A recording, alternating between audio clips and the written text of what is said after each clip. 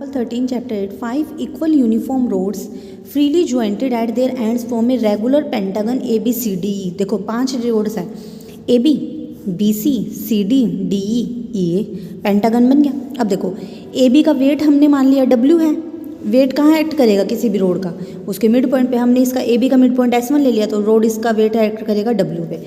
Same BC का wait W इसके mid point पे एक्ट करेगा, BC का mid point S2। Same CD का वेट इसके मिड पॉइंट पे एक्ट करेगा, CD का मिड पॉइंट F, इसका वेट W यहाँ एक्ट करेगा। DE का वेट W इसके मिड पॉइंट S3 पे S3 पे लाई करेगा। सेम AE का मिड पॉइंट हमारे पास क्या हो गया, ये S3 पॉइंट ले लिया, ये S4 इस पे लाई करेगा। तो सबके मिड पॉइंट्स पे सबके वेट लाई कर गए।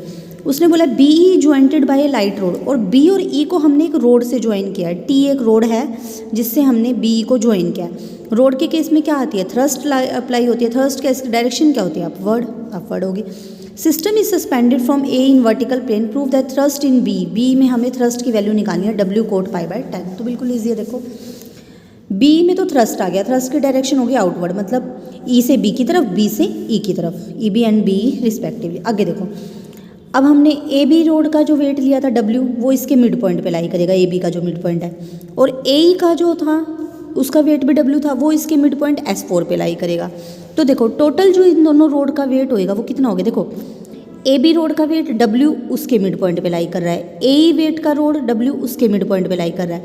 तो टोटल वेट कितना हो गया इन दोनों रोड का, AB और AE का 2W ना, टोटल वेट 2W हो गया। वो कहाँ एक्ट करेगा, दोनों के मिड पॉइंट पे।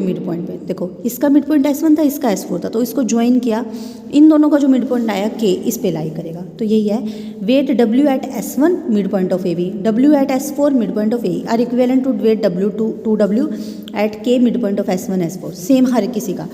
इसी तरह से BC और ED का होगा। BC का वेट W S2 पे लाई कर रहा है, ED का वेट W S3 पे लाई कर रहा है, और दोनों का कंबाइन वेट 2W हो जाएगा। वो कहाँ लाई करेगा, इनके मिड पॉइंट P पे। ठीक है, क्लियर। अब बस चाहिए ये वाली पॉइंट हमारे पास, इसका वेट अलग से रहेगा, बस W इसके मिड पॉइंट पे लाई कर रहा है, ठीक है, वो यहीं पे लाई कर रहा है। इसमें तो थ्रस्ट है ही हमारी। तो अब देखो कैसे करेंगे हम। अब यहाँ पर देखो, और हमने हर एक की लेंथ 2A ले ली, ठीक है, ये भी 2A सारी लेंथ 2A ले ली। तो अब देखो वर्चुअल वर्क की इक्वेशन, और हम A उसने कहा था ना A से सस्पेंशन करें, हम सारे वेट A, वो सारे डिस्टेंस A से कैलकुलेट करेंगे। देखो इन दो रोड का वेट 2W K पे लाई कर रहा है, तो डिस्टेंस हो गया AK, तो 2W इंटू में डेल्टा AK। अब इन दोनों पे आओ, इनका भी वेट 2W हो गया टोटल, वो कहाँ लाई कर रहा है, इसके मिड पॉइंट P पे, जो दोनों के मिड पॉइंट की लाइन का मिड पॉइंट आया P, और काउंट होएगा A से, तो 2W इंटू में डेल्टा AP।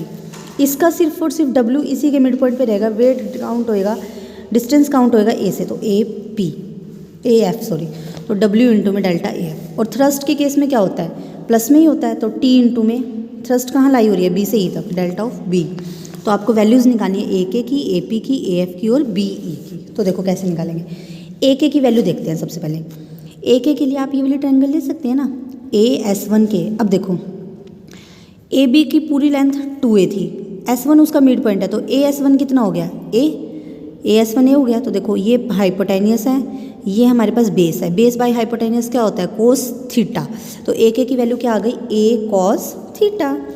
और क्या निकालना है हमें, AP निकालना है। अब AP देखो कैसे बना हुआ है। AP के लिए तो हमें दो वैल्यू चाहिए, AM प्लस MP।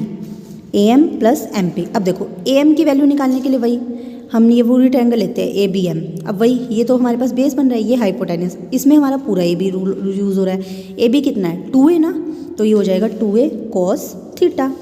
ठीक है, MP, हमें MP भी चाहिए। MP देखो किसके इक्वल है, MP देखो MP इसके पैरेलल जा रहा है ना, ये जो पूरी CL जा रही है, CL के हाफ ऑफ CL बन रही है ना, ये हाफ ऑफ CL। अब CL की वैल्यू निकाल लेते हैं हम। देखो CL के लिए हम ये ट्रायंगल ले लें। CL क्या है, बेस, ये क्या है, हाइपोटेनस, बेस बाय हाइपोटेनस कहता है कोस थीटा। और BC कितना है, BC कोस फाई हो जाएगा ये। तो BC कितना है हमारे पास, 2A, क्योंकि देखो सारी रोड की लेंथ 2A है ना, तो BC 2A है। ये हो गया 2A cos phi, half of CL हो गया 2A कोस फाई। तो यहाँ से 2 से 2 कैंसिल, ये बच गया सिर्फ A कोस फाई। तो AP की वैल्यू भी आ गई। उसके बाद AF निकालना है हमें। AF किससे मिलके बना हुआ है, AF मिलके बना हुआ है AM प्लस MF। अब देखो AM तो अभी हमने निकाला था, 2A कोस थीटा आया था, प्लस MF कैसे निकालोगे, MF किसके इक्वल है, CL के ना। सी एल की वैल्यू क्या है, हाफ ऑफ सी एल की वैल्यू क्या निकलेगी, इस ट्रायंगल को लो, इस ट्रायंगल में सी एल क्या है, बी सी कोस फाइव, बी सी कितना था 2a, 2a कोस फाइव। सेम इसी तरह से बी ए निकाल ली हमने, सारी वैल्यूज़ यहाँ पुट करेंगे, सॉल्व करेंगे तो इक्वेशन हमारी ये बन के आ जाएगी, फर्स्ट इक्वेशन। क्लियर। अब आगे देखो, वो कह रहा है ट्रायंगल ए बी एम निकालो। अब हमारे पास ट्रायंगल ए बी एम, अब हम अपनी तरफ से कुछ सॉल्व करने के लिए निकाल रहे हैं values. A B M triangle लो भाई, ए बी एम, इस ट्रायंगल में बी एम की वैल्यू निकालनी है तो क्या करोगे, बी एम तो क्या है, परपेंडिकुलर, ए बी क्या है, हाइपोटेनियस, तो परपेंडिकुलर बाय हाइपोटेनियस क्या होता है, कोस थीटा, तो बी एम क्या आ जाएगा, A B sorry sine theta, A B sine theta. A B तो एक रोड है, रोड की लाइन 2a लेके चले, 2a साइन थीटा आ गया। अब बी एम को अगर हम वैसे देखें, क्वाड्रिलेटरल की बात करें, अब हम क्वाड्रिलेटर चले हैं, बी सी एफ एम, ये क्वाड्रिलेटर बन रहा है ना इतना सा, ये बी सी एम एफ, ये क्वाड्रिलेटर बन रहा है। इसमें देखो अगर हमें बी एम निकालना हो तो कैसे निकालेंगे, B L plus L M, B L plus L M ना। अब देखो बी एल की वैल्यू निकालनी हो तो कैसे निकालोगे, बी एल निकालनी हो तो हम ये ट्रायंगल लेते हैं B C L, B L तो क्या है, परपेंडिकुलर, बी सी क्या है, हाइपोटेनियस, परपेंडिकुलर बाय हाइपोटेनियस क्या होता है, साइन, ये फाई एंगल है, तो B C sine phi, B L की वैल्यू आ गई B C sine phi, B C कितना होता है 2a, बी सी पूरी रोड है ना, तो 2a साइन फाई। और एल एम की वैल्यू, एल एम की वैल्यू कैसे निकालेंगे आप, देखो ये जो एल एम है ये सी एफ के इक्वल नहीं है, तो देखो सी एफ क्या है, इस सी डी का हाफ, सी डी कितनी थी पूरी 2a, तो सी एफ कितना हो जाएगा a, तो हमारे पास एल एम आ गई a। तो देखो बी एम की वैल्यू यहाँ से तो आई थी 2a साइन थीटा, अगर क्वाड्रिलेटर लेके चले हैं तो आ रही है 2a sign five plus a, दोनों को इक्वेट करके वैल्यू निकाल लेंगे हम। इस वैल्यू को हम अपनी इक्वेशन 1 में पुट कर देंगे और सोल्व करेंगे पूरे क्वेश्चन को, इस तरह से हम सोल्व करेंगे। अब देखो इसमें अगर इक्विलिब्रियम की पोजीशन देखें तो देखो 2 थीटा, ये पूरा जो एंगल होता है इसमें 108 डिग्री का बनता है। कैसे, देखो जो पेंटागन का हर एक एंगल जो होता है ना वो कितना होता है, देखो 360 डिग्री होता है ना पूरे एक एंगल का, वो अगर हमारे पास क्वाड्रिलेटर में होती है तो सारे एंगल 360 डिग्री होता है, 5 साइड्स है तो 5, तो 72 डिग्री आया यहाँ से हमारे पास, ये 72 डिग्री बना ना हमारे पास, एंगल बना 72 डिग्री का। तो देखो अगर ये पूरा 72 डिग्री का है तो इसका हाफ 72 डिग्री का, एक यहाँ से 72 डिग्री का ही,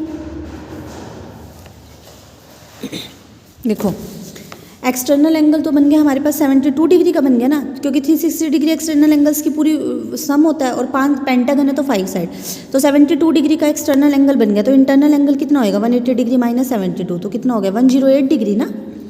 ठीक है, जैसे उसमें होता है हमारे पास, जब हम हेक्सागन लेते थे तो 360 को 6 से डिवाइड करते थे तो एक्सटर्नल एंगल 60 डिग्री का नहीं आता था, और इंटरनल एंगल कितना बनता था 180 माइनस 60 120 का। सेम यहाँ पर 360 बाई में पेंटागन है तो 5 साइड्स है, तो एक्सटर्नल एंगल 72 का बन रहा है तो इंटरनल 108 डिग्री का बनेगा। अब ये 108 डिग्री का बन रहा है तो थीटा कितना हो जाएगा 54 डिग्री, पूरा तो ये 108 डिग्री है, इक्विलिब्रियम के लिए दोनों डिवाइड हो जाएंगे, 54 डिग्री का बनेगा। तो थीटा की जगह 54 डिग्री पुट करोगे आप, ऐसे ही फाई की जगह आप क्या पुट करेंगे, देखो फाई एंगल कितने का बनेगा, देखो पूरा एंगल अगर हम देखें यहाँ से यहाँ तक ये पूरा तो 90 होता है, 90 में से हमें कितना घटाना है, एक्सटर्नल वाला 72 घटेगा तो 18 बनेगा। तो थीटा और फाई दोनों की वैल्यू आपके पास आ गई, इक्वेशन में पुट करेंगे और इसको सॉल्व करके हमारे पास वैल्यू आ जाएगी।